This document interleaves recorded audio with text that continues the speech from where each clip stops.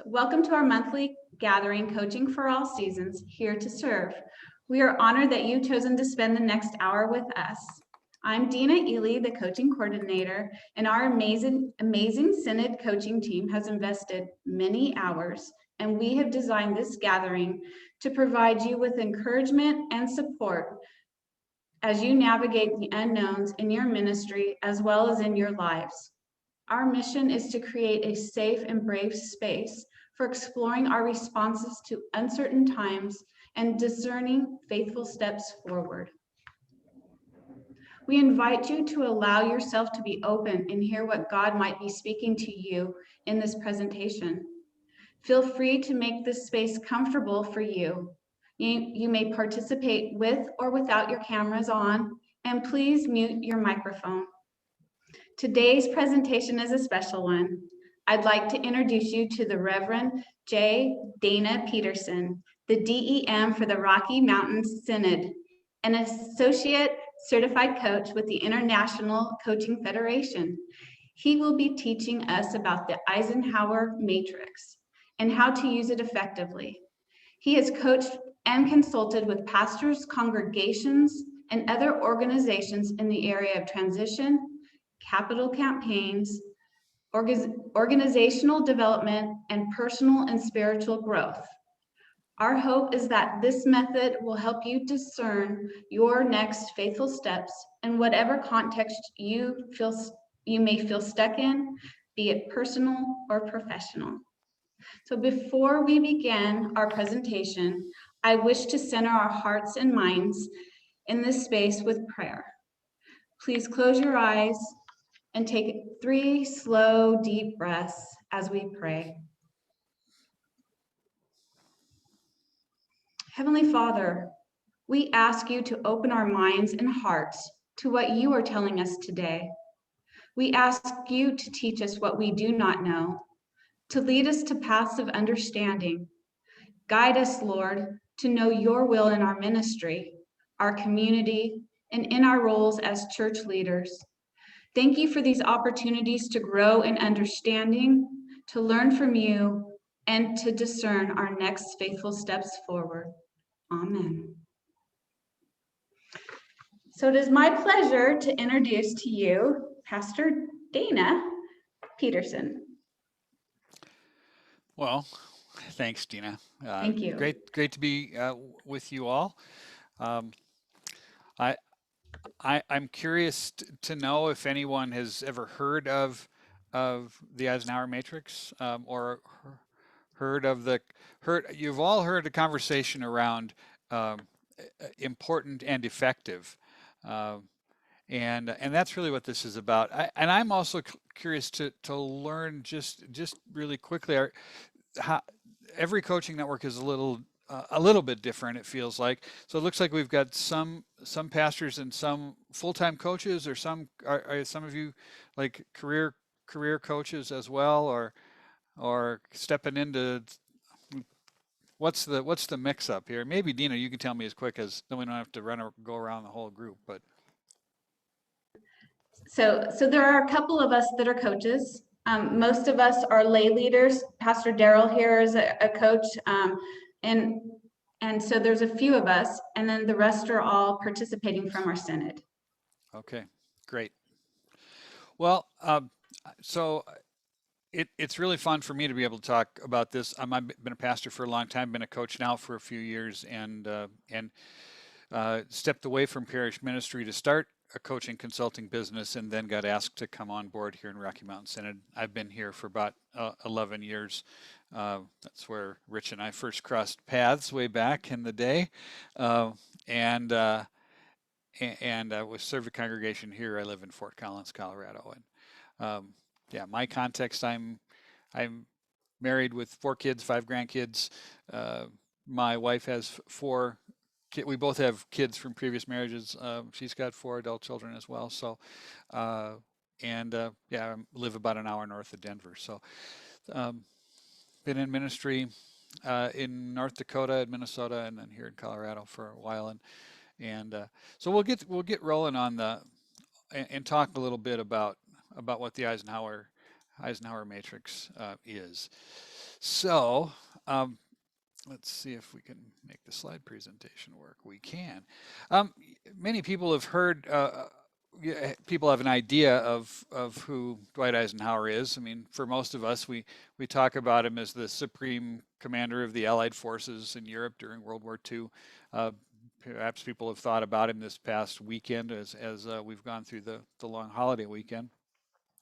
He is the person who oversaw the Allied invasion of Europe in 1944, and then afterward became president. A lot of people know him as kind of the affable president who ushered us into the 1950s and really kind of set the tone for the Cold War. He led the creation of the interstate highway system, and then still others think of him as the person who warned us about the dangers of the military-industrial complex in his farewell speech as he finished as being president. But did you know that he was widely regarded as an organizational mastermind? In fact, that's what really brought him to be Supreme Allied Commander. And this efficient method that he has for handling his duties is still widely used today, but most people don't know that it's his. So we'll take a bit of a look now this morning at the person who gave, or at the model that gave us the distinction between the urgent and the important, and we call it the Eisenhower matrix. The Eisenhower matrix first divides up things between the things that are urgent and things that are important. And so if we look at that urgent side first, urgent things are things that require immediate action or attention. Not urgent things are things that don't require that immediacy and can be looked at later on. All right, so that's the first axis here, urgent and not urgent. And then the second axis is important. Important things are things of great significance or value. They contribute to our long-term goals and mission. And sometimes they're urgent, but typically they're not urgent. And so part of the challenge is figuring out that difference between what is important and unimportant, and then also what is urgent and not urgent. So the Eisenhower matrix divides up into 4 quadrants, and we'll talk about them by number as a little bit of a shorthand. So Q1 is things that are both important and urgent. Q2 are things that are not urgent, but they are important. Q3, urgent but not important, and then Q4, things that are not urgent and they're unimportant. All right, so that kind of sets us up here to talk about this. So the first quadrant, Q1, those are things that are both urgent and important, and these are the things that we just have to do. They are crisis management often. Sometimes it's things around important calls or emails or appointments, emergencies or projects with deadlines. We've all seen these, and you know that having the color red there makes good sense, right? These are things that have to get done, and we all understand what Q1 feels like and what it looks like. The challenge for us often is understanding not what should be in Q1, but what shouldn't be in Q1. Pastors, I'll speak for pastors, that I know pretty well. Pastors often put everything into Q1. They make everything urgent and important. But other folks do too, and you've all met people who everything has their hair is on fire all the time, right? There's something going on that's making them crazy every moment of the day, and these are folks that put everything into their Q1.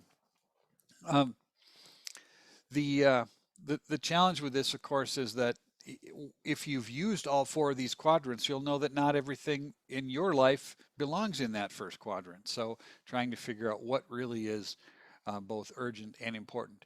Again, if it is Q1, you have to deal with it. You can't put it off. You've got to deal with it right now, and you can't set it aside. Often though, things might be important, but they're really not urgent. So not urgent and important is, as we look at quadrant two, Q2 is really in some ways the most important of the four quadrants, because in uh, in Q2 we have the things that are really important to us, but they're not necessarily have to be done right this minute. And this is where growth happens for folks. Growth happens as you have time to reflect, to think, to do strategic planning, to do long-term development, to do relationship development. This is a place where as you're working, whether it's with clients or with congregations, with congregation members, this is the place where you get to actually work on developing the relationships that allows you to move forward in the rest of the kinds of things that you're trying to accomplish, whether it's moving your client to achieve the goals that he or she is interested in, or whether it's helping a congregation to understand their own themselves and understand where they are in their own congregational development. This happens in Q2. This is the place where you can do some systems thinking and take a look at the interconnectedness of everything that you do. In Rocky Mountain Synod, we have a leadership development program called Excellence in Leadership, and a lot of the skills that are taught in Excellence in Leadership are things that can be used in Q2, working on developing those deep relationships and learning how to do adaptive leadership to be able to think and move forward, asking adaptive questions and not just the questions that are technical short-term fixes. So Q2 is the place where that kind of thing can happen.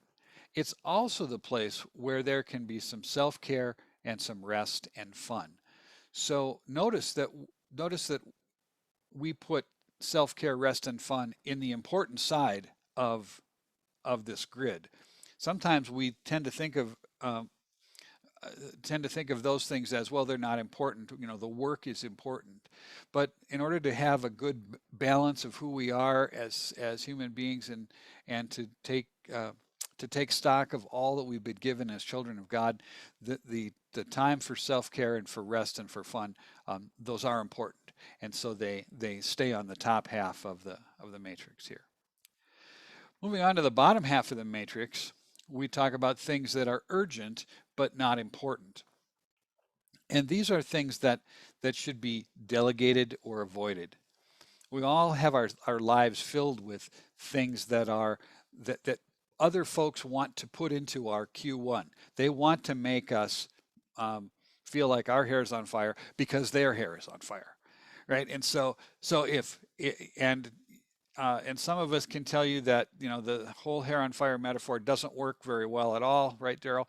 But for the rest of us, we get that craziness that goes on when people come into our offices, or they come and they want to talk to us about things that are making them just nuts. Well, the challenge here is that these things that have an urgency but aren't important can absolutely eat up time. And so when one is trying to figure out how to make use of a finite amount of time, getting stuck in Q3 can really slow you down and really hurt you. These things have the illusion of importance because someone else has them as important, or there's some other thing that wants to push them back up into that Q1. Interruptions by colleagues, other people's expectations, certain kinds of emails and phone calls. Now, certain emails and phone calls we saw were in quadrant 1. They are important. They have to be dealt with right away. But not everything does. And so the challenge of being able to figure out how to handle these things is an important one. Again, because without it, we end up in this is where the phrase "the tyranny of the urgent" comes from. You probably heard that phrase. This is it right here. The tyranny of the urgent is when we get grabbed by the throat by things that feel urgent either to us or to someone else, but really aren't important and not good ways to spend our time. And so we often end up here wasting time doing these kinds of things when they can, if possible, we should delegate them or avoid them.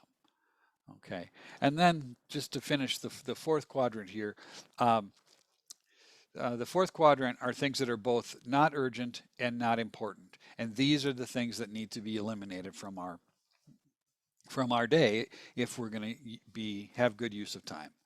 Uh, they're time wasters, they're energy drainers. They're things that bring us down. They're things like gossip, things like spending too much time on social media or surfing the net or whatever it might be that that you like to do that really gets you nowhere. Now that doesn't mean that you're not going to talk to colleagues around a water cooler when we get to be in a building together, or that you're going to check social media that you choose to. It's not about that. It's a difference between checking your Facebook and spending, 2 hours looking at little memes that come across your screen and real wondering where the afternoon went because you got caught up in something like that. Again, those things that are a break for some fun, that's not here. That's in quadrant 2. And so part of this task is to understand for yourself which of those things that are not urgent, having fun and taking care of yourself, uh, are important, and which aren't, which are just time wasters. And that's one of those self-talk kind of conversations you have in self-examination to say, what am I doing where I'm just plain old wasting time? So those are, and so that then now we have the 4 quadrants. If anybody has a comment or a question and you either want to just shout it out, oh, I see a hand up. Go ahead, Pastor Andreas, you want to just jump in? Yeah, sorry, I probably should have seen it. I don't know how you take it back down, but it was an earlier question. We were seeing a lot of your Rocky Mountain snow scene, and I couldn't read the chart, so I was hoping you'd make it bigger, and it's bigger, so it's resolved. Oh, that's weird. I mean, we're still seeing 2 screens, but it's a little less, it's bigger. You're seeing 2 screens? Yeah, I'm seeing your current and your next slide. No kidding. Well, that's Now not I'm how seeing it's everybody's supposed to faces, but not That's sharing. all right. Well, let's Sorry. see. You should see one screen right now. Are you seeing one screen? Now I do. Yep. Oh, I wish you'd yelled at me earlier, but thanks for telling I me that. tried to. Sorry. Yeah. And I don't know how to take the hand back down. Maybe I can. I don't know. Oh, Well, there it is. Okay. okay. All right. Well, thanks for that. I do appreciate it. Any questions or comments about that? That's just weird. I've never had that happen before. I'd like to chime in. This is Carol. Yeah, Carol, jump in. Q3, I think, is probably one of the thorniest ones for me, because it kind of depends on who else it is that's bringing that priority to you, doesn't it? I mean, if it's the bishop, it probably is urgent and important if he says it is, or she. Right. So there has to be a little bit of reflection or assessment on the circumstance. Very true. If it's the altar guild about, who to order wine from, probably a Right. different situation. Yeah, that's a really good point. And part of that question we ask, we have to ask ourselves, where what's my job here? If my job is, if I work for the bishop and the bishop says that something needs to happen, we jump. I say yes, sir, and I go off and do what Bishop Jim has asked. I will say that there have been times when and this is I'm really grateful to have a very collegial relationship with my boss, right? But times when I've asked a question to clarify because it seems like a Q3 thing he wants me to do, and I don't know that I want to do it. And so I don't usually say, well, Bishop, is that a Q1 or a Q3? Because but I'll ask, is this, now I have these things to do. What's important to you here? What do you need me to do? Or to ask other questions about, I have some conflicts here with my time management, and I'm not sure I can deliver all of these things. What's most important? I mean, I think having that kind of a conversation is pretty important with any supervisor, because yeah, supervisors can be the ones that are really good at dropping their Q1s into your Q3s. And sometimes by definition, if it's the boss's Q1, it's your Q1, because that's how things work. And that's how we, as people who have a supervisor, that's how we manage up. That's how we make the boss's job better. But sometimes not. And trying to figure out when that's correct and when that makes the most sense, that can be a challenge. Any other thoughts Well, about and I this? was just going to add, as a layperson, I don't have to encounter that, and you work on a bishop's staff, so the relationship is clear. But let's just say my friend Daryl, gets an email from the bishop. That's a little murkier, perhaps. Right. Yeah, those are good. And fortunately, Daryl can ask some good coaching questions around what the bishop's trying to get at. That can be a very helpful thing, is to use, for those of us who have some coach training, to be able to use the way we know how to ask questions to get at what's going on.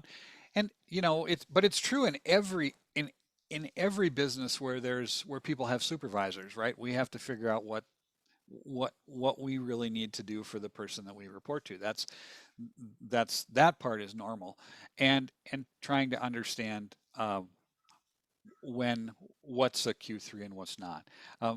If you have additional comments, please do. Dana? Yeah. Yeah, I have a question about, you had said clergy, and then you allowed for many other professions to want to throw everything into Q1. Right. And really, the balance should be closer to Q2. But why do you think that is? Why, as professionals or human beings, we tend to end up in Q1 all the time? Yeah, that is a great question. I think it certainly isn't unique to rostered folks, right? We know that other people in other professions have some of those certainly have the same kinds of problems. I mean, obviously, this started when Eisenhower was in the Army, or maybe even before. So he was dealing with it in that way. I think that for us who are in helping professions, we tend, and who tend to have high empathy and all of that. All of us who are, all the folks who are NFs on the Myers-Briggs scale, or have high empathy, or those kinds of things. We tend to take other people's stuff very seriously, and so because we take other people's stuff very seriously, we tend to believe that that we have to take care of that thing right now. We have a presupposition towards service. And that's not a bad thing. That's why we're in the positions that we're in, the careers we're in. But learning how to do that in an emotionally intelligent and self-differentiated kind of way, those are just from other disciplines. Is kind of that same thing, is saying, all right, if I am a self-differentiated person who understands my place in the universe, then I have to know that some of these things are in my urgent and important quadrant, but some are kind of being dropped into it when they really belong in my Q3, and learning how to work that self-differentiation, to work and to be emotionally intelligent about the way we address those things. I think those are ongoing challenges for each of us. This is JP. Yeah, JP. Hi. Thank you so much. Even though I know the concept, but I didn't hear the same way that you explained. I really appreciate your insights into this. Coming from a Lutheran church background, I didn't experience my bishop being boss. But but I think more challenge where I could use your help here is counsel. Counsel is my boss, and how do I handle when two of them in one column, three of them in the other column, and as a pastor, I am in that circle. And if you could throw some insights into how do I handle it's not one person, it's a group of people Right. on different pages. That is a really that I know that feeling, right? Yeah. I've been Can I piggyback onto that question? Just to say that even considering the altar guild's request as being not as important as the bishops, I think that was where we were going, can be suicidal. Yeah, well, there's no question. In a congregational setting, yeah, I mean, I work for the bishop, so he's my boss. That's easy. I work in a bishop's office. If you're a congregational pastor, what the bishop wants you to do, don't let him hear me say this, usually comes farther down the line than your congregational leadership. I mean, that's how that works. You are, if you're a congregational rostered minister, you're dealing with your congregation council, and you're also dealing there with all of the other kind of myriad things that come into the pastor's office or a deacon's office. I, I, where I think this is helpful in that kind of setting, I'm also kind of a big believer in. I spend a lot of time with our congregations now talking about what their mission looks like and understanding what their values are and their mission and their vision. I spend a fair amount of time with that, and for me that helps. If like in JP, in your case, if you know what your mission as a congregation is, and it allows you to set some expectations and some priorities that help you to say, well, based on what we understand together as this is what we're doing now, this fits in Q1, this doesn't. This is something I need to get at right away because we've talked about it together. Of course, Dana? that means that congregations actually have to talk about mission and vision planning and things like that. Yeah, Daryl. Yeah, I had a little bit of an internet glitch a few moments ago when we were talking about Q1 and about why we end up there so often. And I'm not sure if this was addressed, but one of my things is I wonder if this is just kind of built into us because when we were kids and in school, everything seemed to be in Q1 with our schools, everything. I mean, we had to have tests, we had to have homework, and the teacher, every teacher, you get in high school, every teacher said, my class is the most important. You've got to make sure you get this homework done tomorrow. And then, you have a test. I think we've always kind of been in that urgent, important category going back to when we were kids, probably more like middle and high school than elementary school. But Right. I wonder if that then kind of has become part of our DNA where we think everything's urgent and important because my boss, whether it's teacher, bishop, supervisor, manager, is going to get on my case because my homework's late or my test was a C level. Oh yeah, I think the outside pressure to any one individual usually comes, well, maybe it doesn't always come, but certainly often comes like this is my Q1, so it better be yours. And that's the challenge of looking at these two, this number 1 and number 3, and saying, okay, that's your priority, but how is it my priority? And you have to think through how you say that, how you speak that back, and again how you work it out. And if you're in a collegial setting, that's the most helpful.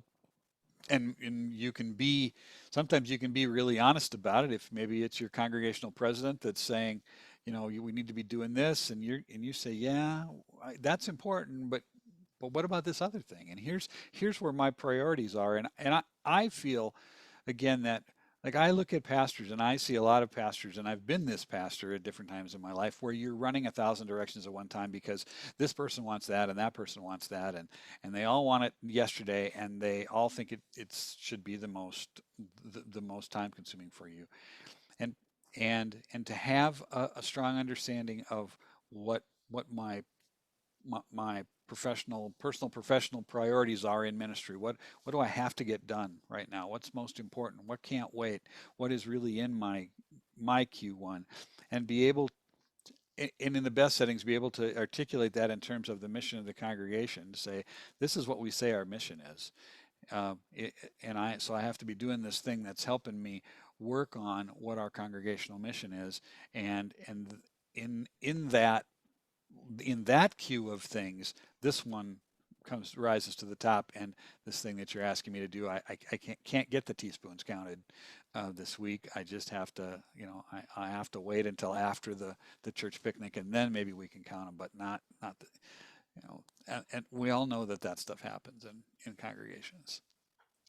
Pastor Dana, this is Jerry. I'm hearing two things from you. I'm hearing that we have to exercise some decent judgment about where we initially place something, and then we have to communicate well to ensure that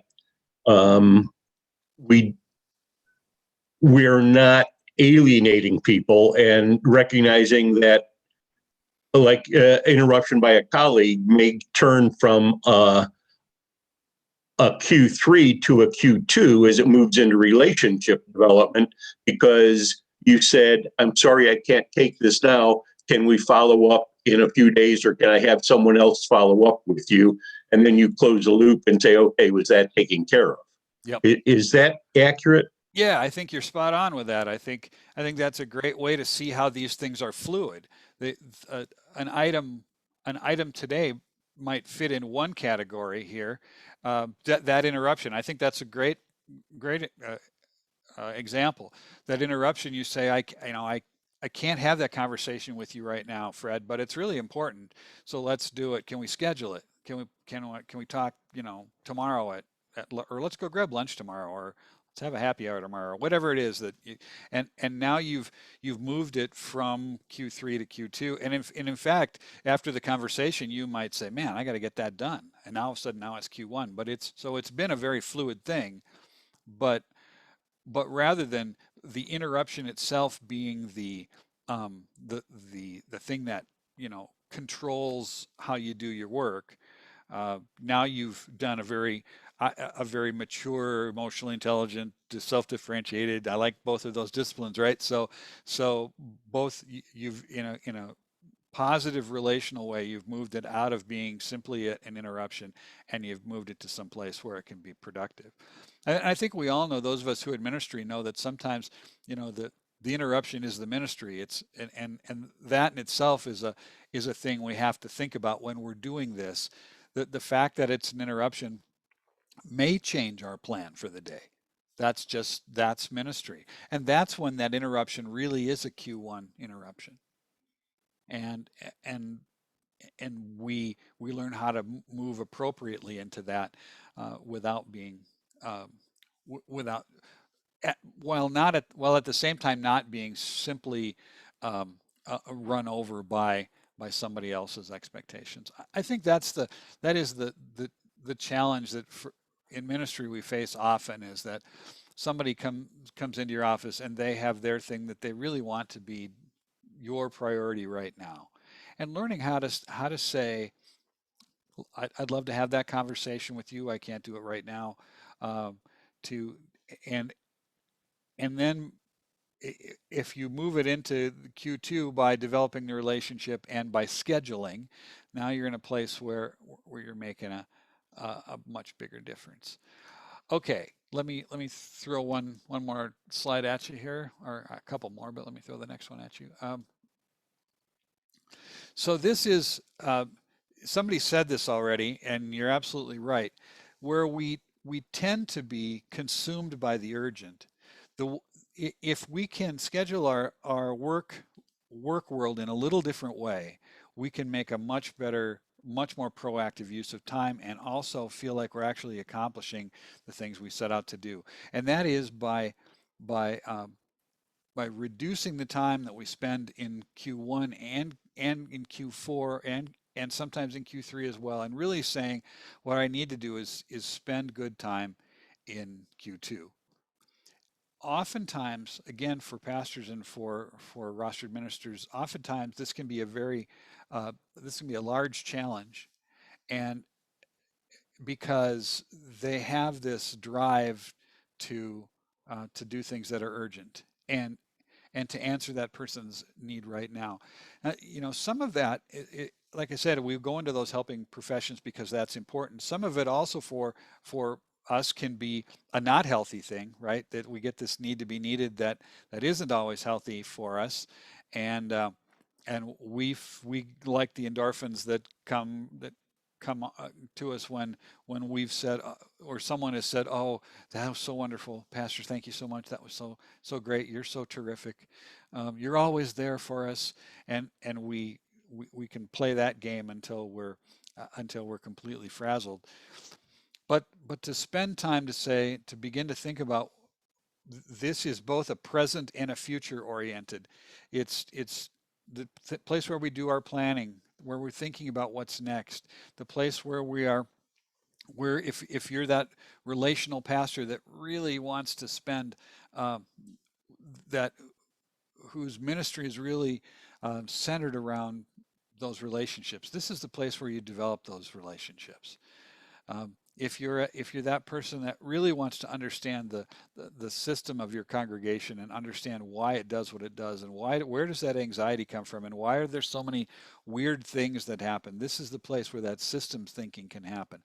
If it's happening in Q1, it's more likely to be reactionary. It's more likely that you will be trying to put out a fire. Oh, Mildred has gone crazy again, and she insulted whoever she insulted this week, and now we have to fix that. Okay, that's it. Now we're putting out a fire. That's a Q1 thing. But looking at the nature of the relationships in the congregation, looking at the nature of what's going on between people, that's a Q2 kind of thing. And then the other piece is that self-care. All the things that we do for self-care, and again, pastors tend to put that last and not take enough time for self-care, and that really is an important thing in order to manage all the rest of it.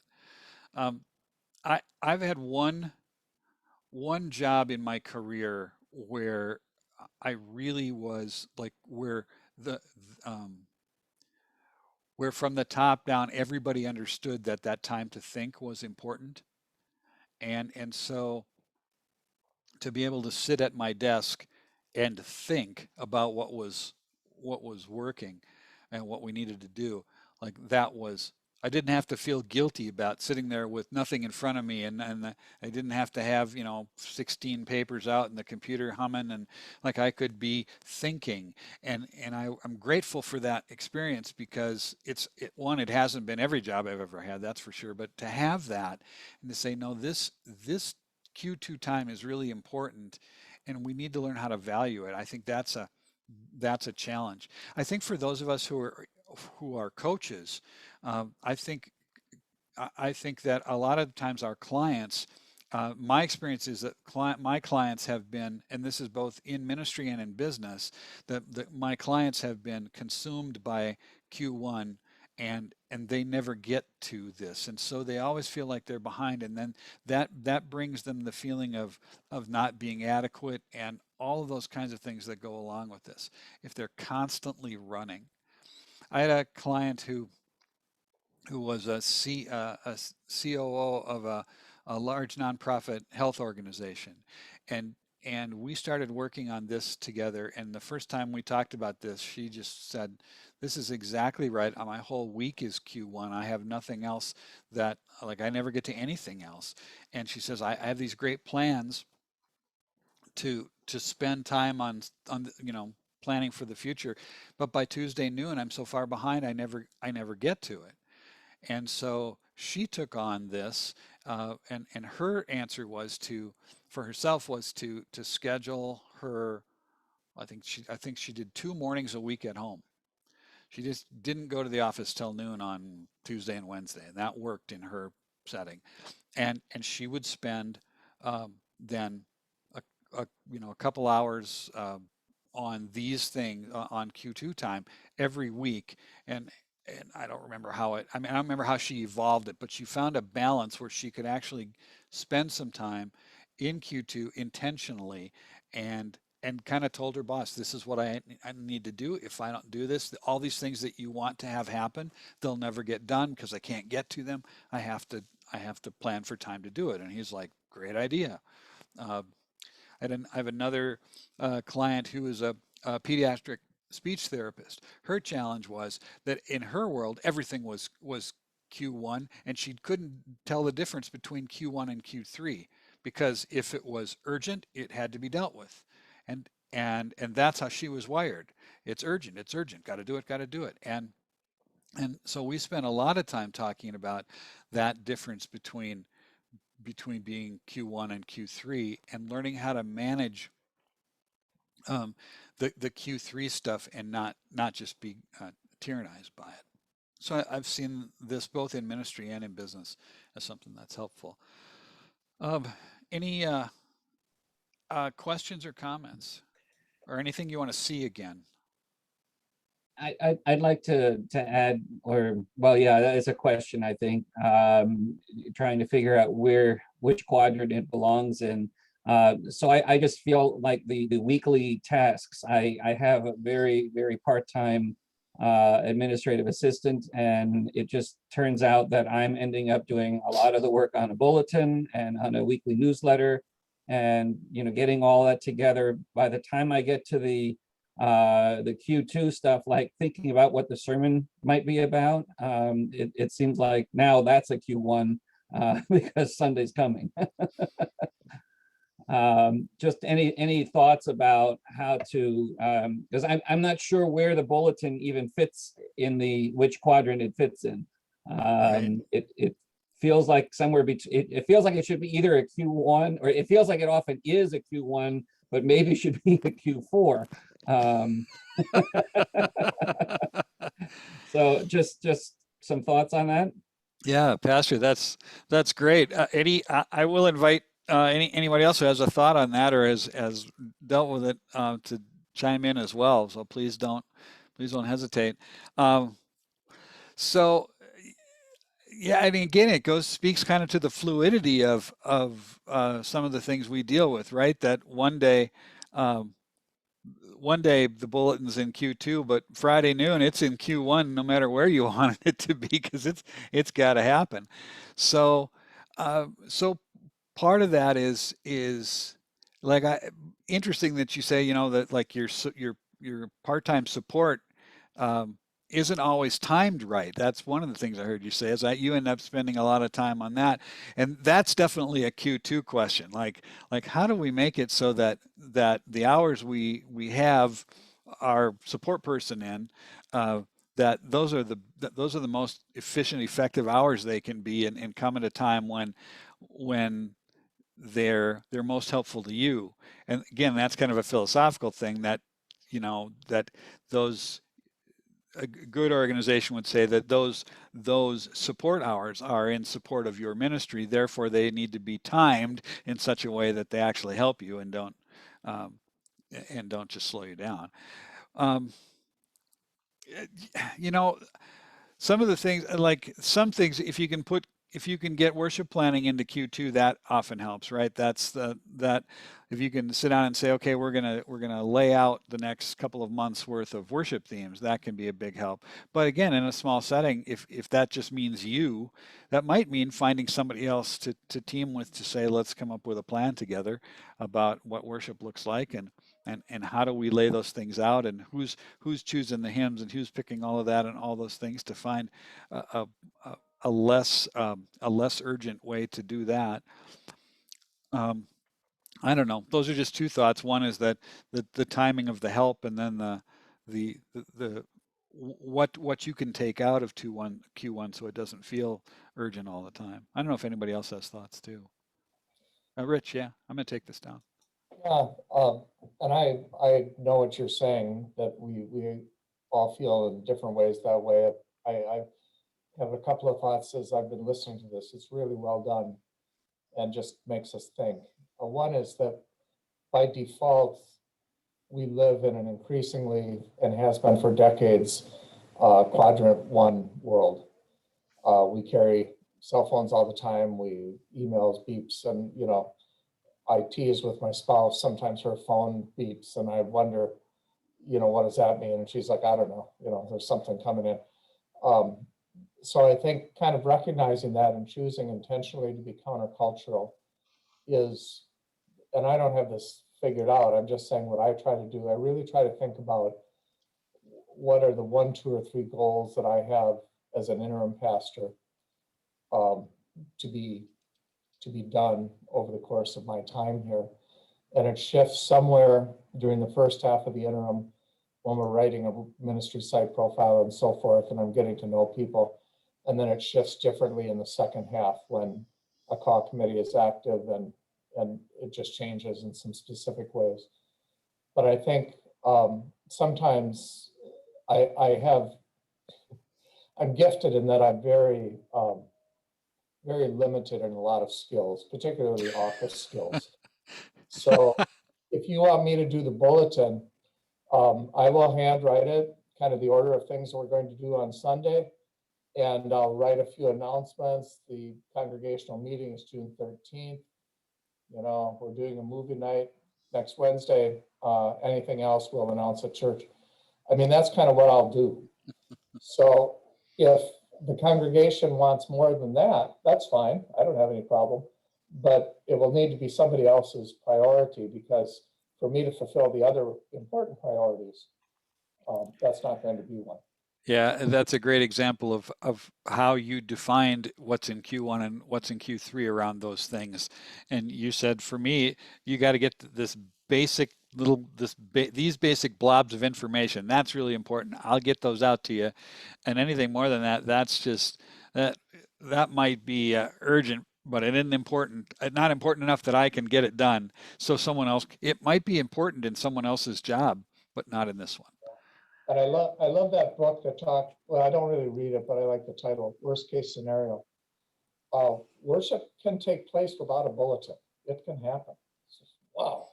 And, just being playful about it, it's kind of fun. Anyway. I've sometimes asked myself the question, what will happen if I don't do this thing now? That is a great question. That is a really good question. And for you coaches, that's a great coaching question. Right? That's a really good coaching question. What will happen if you, well, I just feel like I need to get, you can hear the client saying that. You say, well, what will happen if you don't? And then they have to spin through, well, what really is the worst that can, and if the worst might be awful, and then they go, I was right. I really got to get that done. Or on the other hand, I had a brilliant conversation with a clergy client who went through her calendar because she needed days off, and we had that exercise. What happens if you're not there for that event? Oh, well, I'll miss it. I like it, but they'll be fine without me. Fine. Yeah. Yeah. And it was revelatory. Yep. Yeah. That really is that's a classic question around this matrix. What happens if I'm not there? What happens if I don't get that done? The other side of it is when you've got people who are classic overachievers, so they want to get 1,000 things done.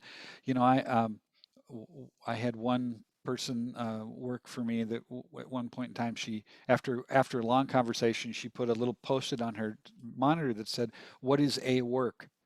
Because she'd have an A by she'd have the A by 10:30 Monday morning, but she'd keep working on the same thing to for till Wednesday, because it was a 92, but it wasn't 100. Well, you got the A already, so what are you working on?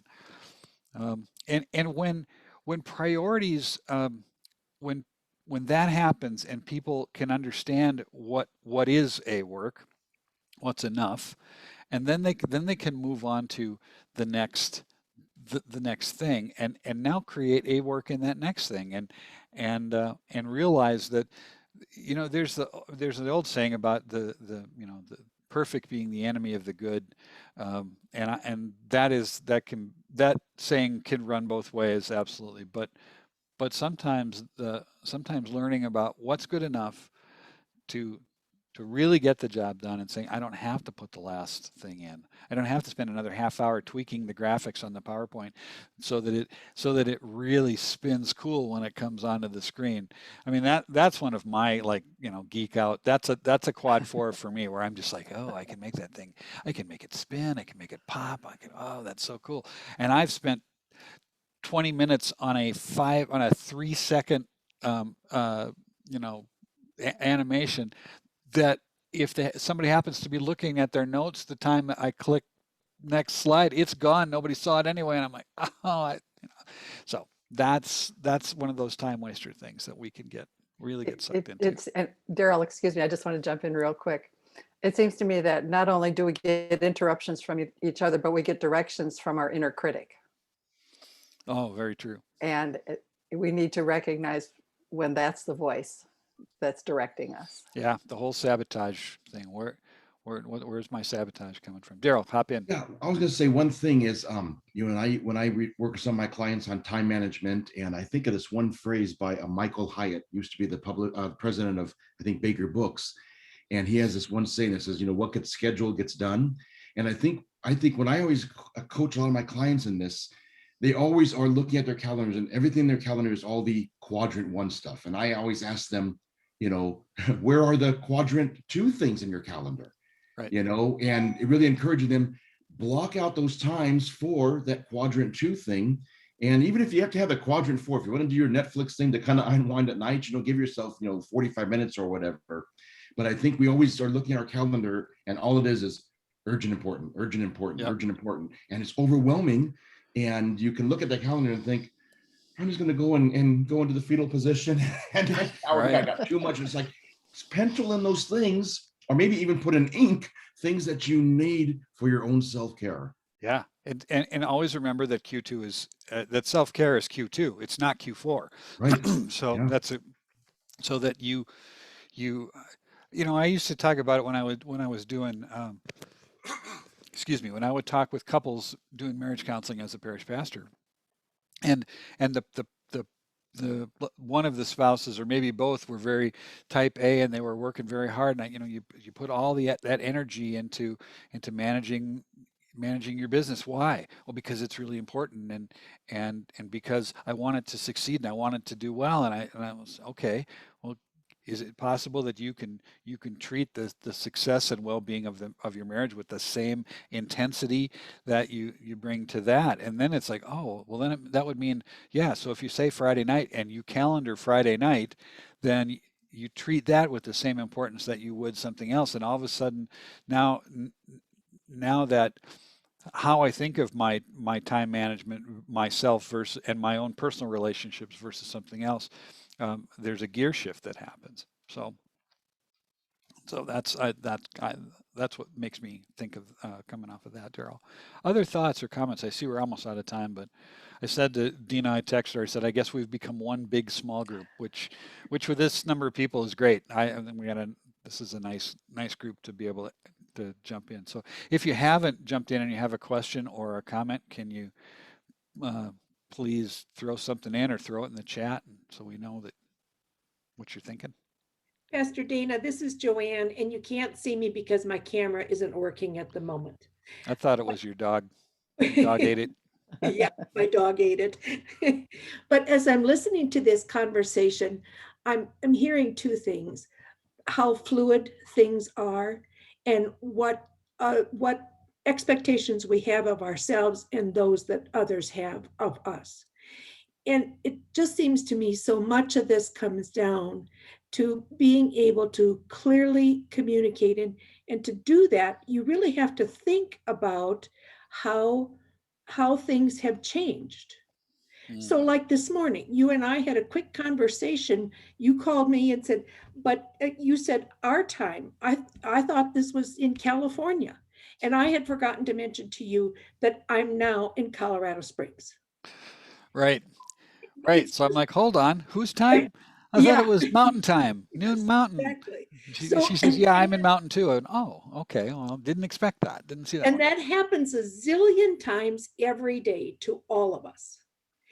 And when we find ourselves just going around in circles, it's really time to say, to just call a timeout and say, hey, we got to back off this and evaluate how can we best proceed this moment today, and then we can deal with the rest of this later.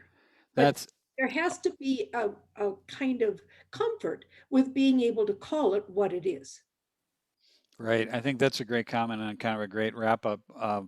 I think that, so what's the first takeaway, or what's the one thing you do if you wanted to make this work a little better in your own life, or in the life of a client, and that would be to find some time. Can you find 20 minutes in your day to look at the rest of your calendar, or how you put things together? Can you find 20 minutes to do that and say, oh yeah, this is where I can already see how my pattern is, and then make one adjustment. Those are the kinds of things that can be an easy start, a manageable start to making this different. And I gotta say, this has had a lot of traction. People are very interested in talking about this. I'd like to say I'm great at this all the time, and I still get stuck in the same places that we all get stuck in. I wish I could say I was really efficient, but not every day. Pastor Dana, as a coach, the aha for me today, there were several, but the one that sticks out for me as a coach is that coaching is a Q2 activity for my clients.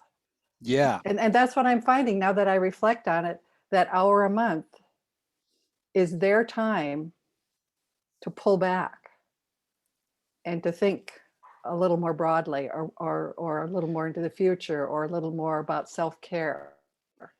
Yes, you're absolutely right. Even if you're helping them to manage some Q1 things, even if, sometimes they're like, Mike, it's driving me nuts. I have these things I can't, and you go, okay, and you start walking through step by step. Well, what comes next? What comes next? What comes next?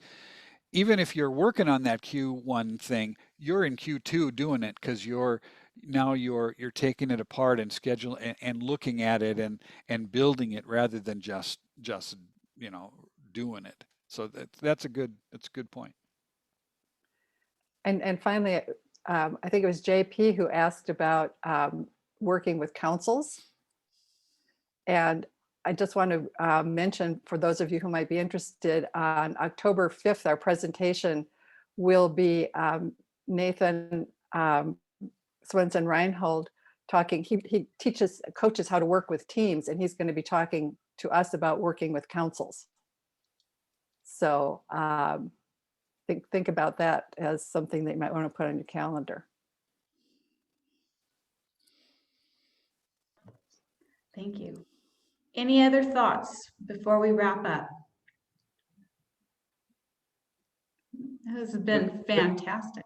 Yeah, I just wanted to say thank you for having this be a topic. Yes. It's very, very Yes. helpful. Yes. I echo that. Thank you, Dana. This was really so well done, and Tina for putting it together. Well, thank you all. Appreciate that very much. It's nice to get those nice remarks. So thanks a lot. Yeah, thank you. Well, thank you all for spending this hour with us. Before we wrap up, I would love to close this in a word of prayer. So let us close with this word of prayer. Holy God, Scripture tells us that your word is written on our hearts, but we struggle to hear it. Is it possible that we've covered up your words with our own self-narratives? Is it possible that we have erased your truth to write our own? Is it possible that we have forgotten your word entirely? Take us back to the beginning. Remove the self-talk that distracts. Clear away the cobwebs of doubt. Show us how to look inside ourselves with your truth, and then write it on our hearts once more. We are listening. We are hopeful. We are here. And thank you for this opportunity to share in this time management exercise, Lord. We thank you for all that have been participants in this conversation, and we just ask that you bless all the rest of the day in your love and kindness. And we pray all this in your Son's name, Jesus Christ our Lord. Amen. Amen. Amen. If I could just I've just put my contact info in the chat. And also, we are in Rocky Mountain. We're still building our coaching network, and also because of a Lilly grant that that our congregation is, or that our synod is working out of. I have the opportunity to provide a good chunk of coaching to a number of our clergy, and I'm still building my knowledge of who the good coaches are around. So if you're looking for, you who are coaches are looking for additional clergy or rostered minister clients, I would be very grateful if you just contact me there, take that. And also both Dina and Joanne have my contact information as well. Yeah, thank you. Thank you. Awesome. So grateful for this time. Yeah. Yeah, thank you all. It was All right. powerful. Yeah, absolutely. So blessings to you all. Have a good rest of your day. Thanks. Thank you, Dina. Thank you.